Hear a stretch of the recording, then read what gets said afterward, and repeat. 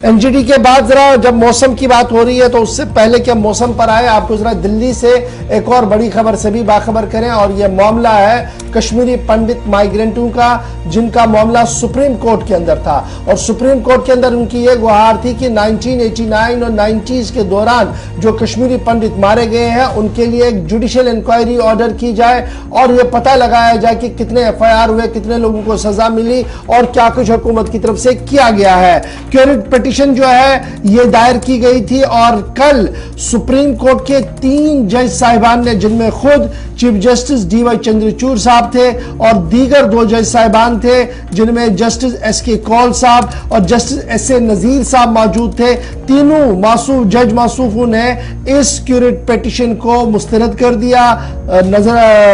Turn down कर दिया और यह कहा कि जो इसके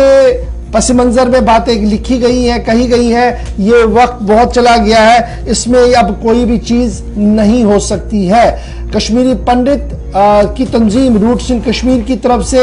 इस बात को कहा गया था एपेक्स कोर्ट के सामने 2017 में कि जनाब इस पर एक मामला दर्ज कराया जाए, जुडिशियल इंक्वायरी हो। 89-90 में जिस तरीके से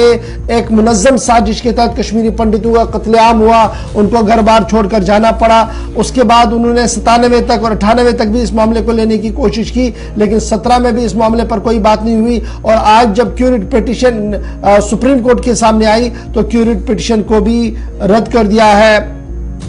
ऑनरेबल सुप्रीम कोर्ट ने। और जब यह खबर सामने आई उसके बाद कश्मीरी पंडितों ने जहां बरहमी का इजहार किया और यह कहा कि जनाब हमें उम्मीद थी कि इन्वेस्टिगेशन पूरी होगी, क्योंकि जो एदाद-ओ-शुमार 1989, 90 और 97, 98 के हैं उसमें कई 100 लोगों की मौतें हुई हैं, लेकिन चंद एफआईआर जो है वो सिर्फ दर्ज किए गए। कमोबेश 700 कश्मीरी पंडित जो है वो सिर्फ 89-90 के अंदर मारे गए हैं और 700 के मुकाबले में सिर्फ 200 केसेस के एफआईआर हुए हैं और उन एफआईआर का भी अभी तक कोई मंतकी अंजाम नहीं पहुंचा है, लॉजिकल कंक्लूजन पर वो नहीं पहुंचे हैं। इस तरीके की बात जो है वो कश्मीरी पंडितों की तरफ से कही गई है। तब क्यूरेट पिटीशन आने के बाद अब